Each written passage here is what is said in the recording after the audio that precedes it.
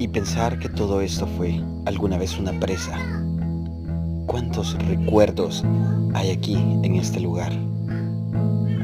Toda la colonia, muchachos, niños, ancianos, venían a bañarse a este lugar.